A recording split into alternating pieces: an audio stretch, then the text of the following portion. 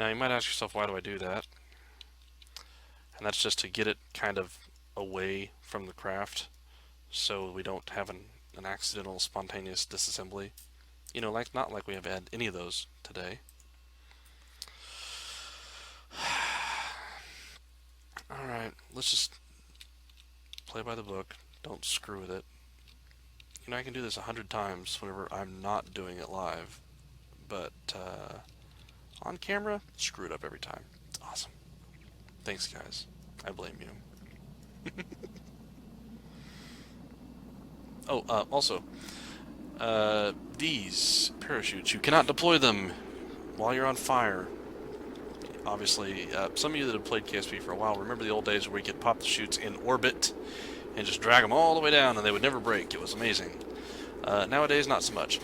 You used to have to right-click on them and they'll tell you on the side of the chute whether they're safe to deploy or not, which was really hard to do because occasionally your, capsule would be madly tumbling and you wouldn't be able to right-click on them easily.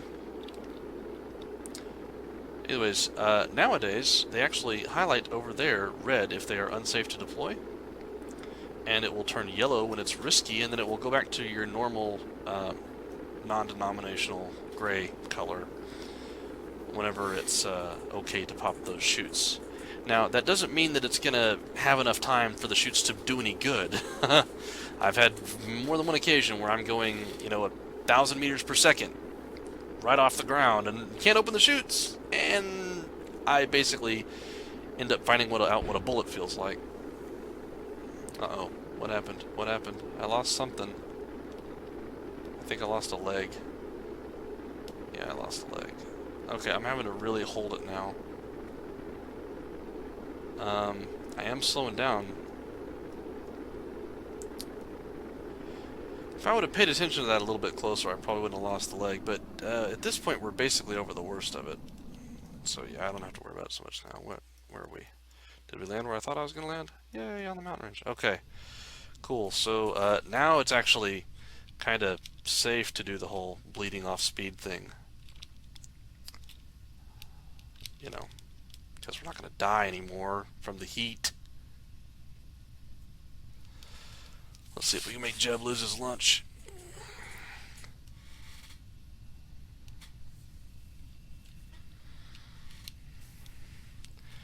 Now, I am really honestly way too far east here. I would have preferred to plant that flag way over here. But, for right now, I'm trying to show you guys something. And honestly, I can't apparently do crap right on camera, so I'm just going to go, hey, that's what I meant to do. Totally. I wanted a desert sample, so I got one. I wonder if we're actually close to any of the Easter eggs here. Ah! There went our engine, finally.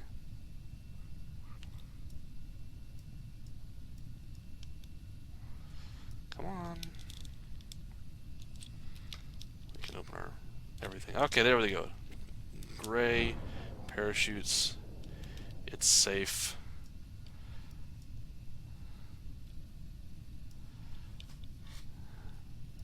We have a nice, pleasant descent. Hopefully without any more unplanned disassemblies.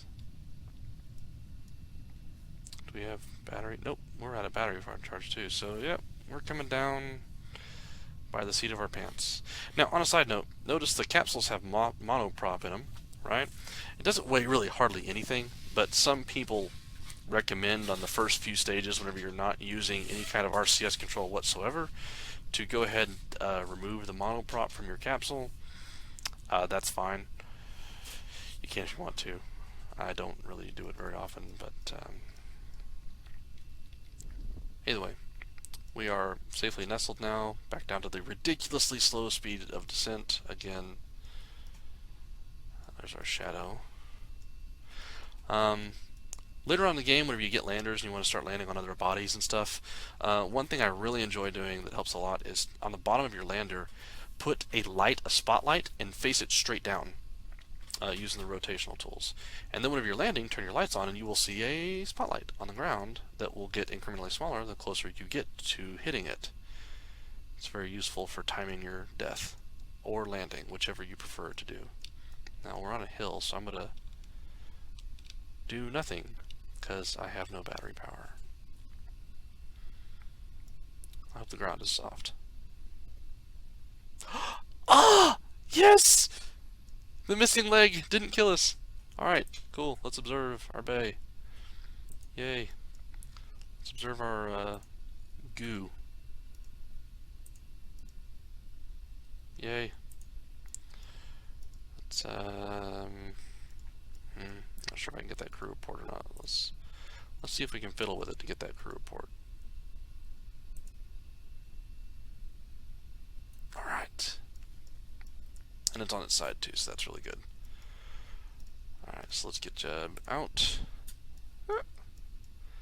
Let's take the data, store the data. Let's get back in. Get that ball out of the way. Do a crew report from the deserts. Yay. Let's get Jeb out.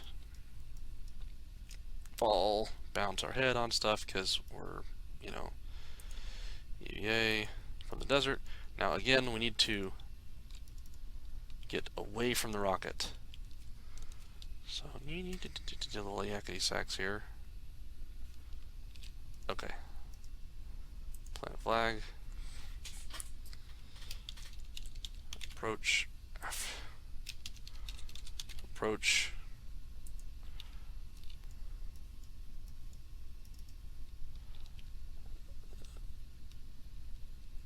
This whole like being able to bind the camera is great. Did my rocket break? Oh, it's not broken, it's just glitchy. Okay, okay, okay, stop. Oh, time acceleration glitches. Come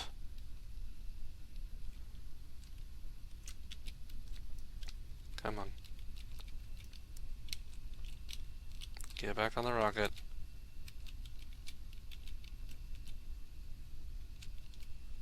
Come on. Come on. Climb.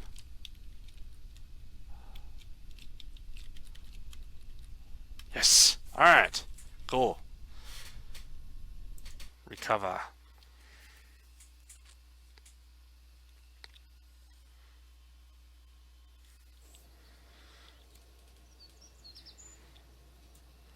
Tons of science. Woo! Decent amount of funds. Not the best recovery ever, but, you know, he came back in one piece, so he's happy. And he's level 1, which means we've got some decent autopilot now. We got a world's first. And we should have completed our orbit contract. Yes, we did, obviously. Okay. I never tested that decoupler because forget those guys. Might be a good idea to do one of these tourist ones just to grab some cash. They're a good way to grab like 25, 30 grand. We have a lot of money. Yeah, we have an okay amount of money. Let's see, tourists.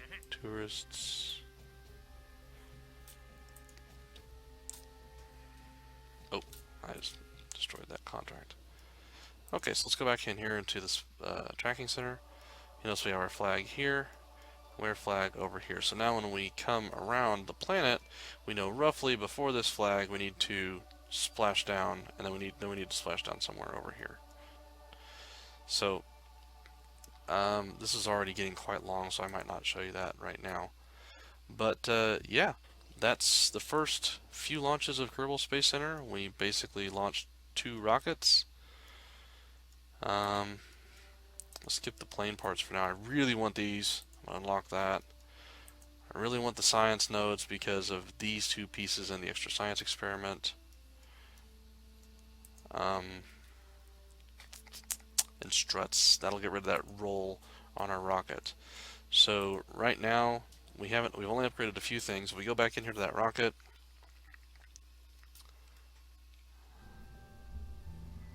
let's load our Javelin Mark II again.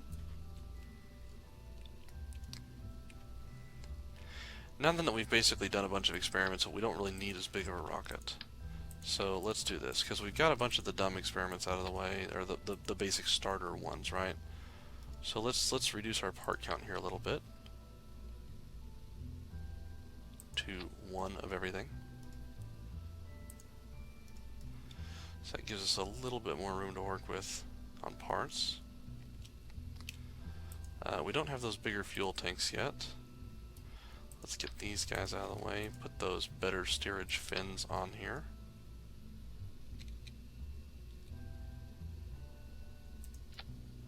That is so not lined up right. That's gonna bug me all over the place.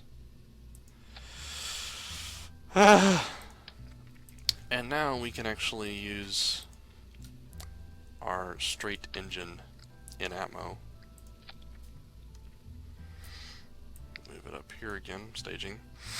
That'll give us better performance because it's actually got 320 is while the or whoops.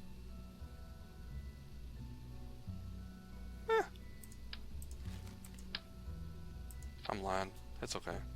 I do it a lot. Alright.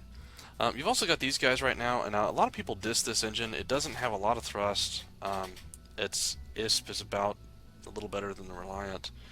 But however, it's got a great vectoring range, so for landers, I mean, I really like this guy here, but its vectoring range is small compared to these. So for a trash can lander where you're using like 2.5 meter parts and you want a big fat squat lander, these things are really good to put 2 on the side. It makes your whole stack shorter. They're not very heavy, comparatively speaking, to the larger engines.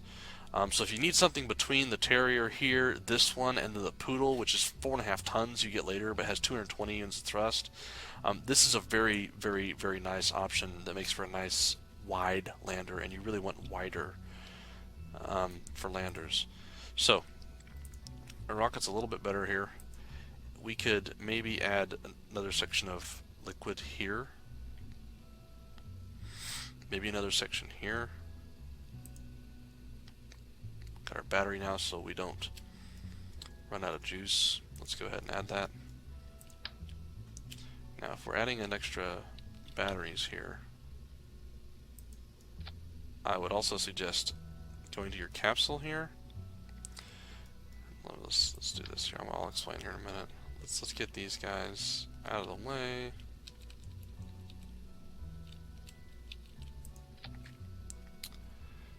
Let's get our Stay-Putnik, put it on here.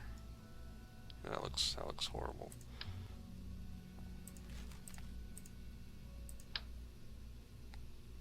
Yeah, that's good, because that totally makes sense. Okay, so this is cool because you can launch this without a guy in it and go up there and do those rescue missions if you want to.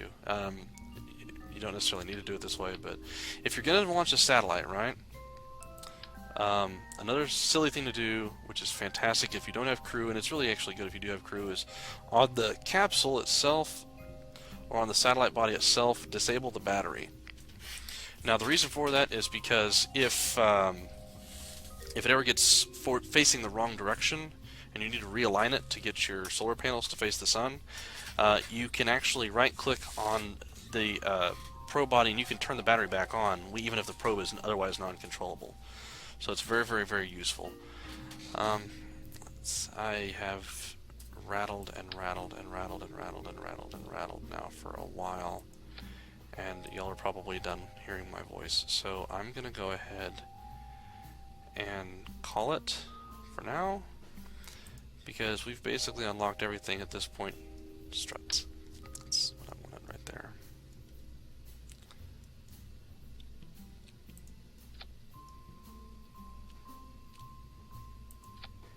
There we go. Struts. I'll get rid of that twist and wobble. Either way, we've unlocked everything we really need to make a decent rocket to this point. You don't really need all this, but and realistically, we don't really need 2 batteries.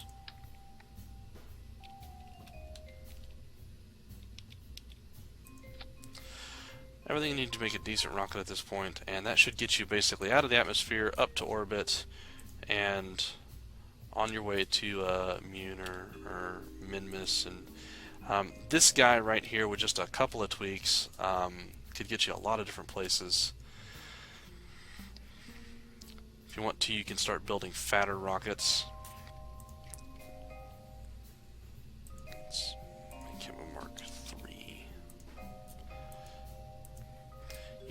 Fatlanders. Really good little Fatlander for doing moon stuff is to do this same basic design we did a minute ago, right? And then take these guys and put like 2 of them on there, right? Because these engines weigh nothing. And that right there, something sort of similar to that, and then take your landing legs and put them out here.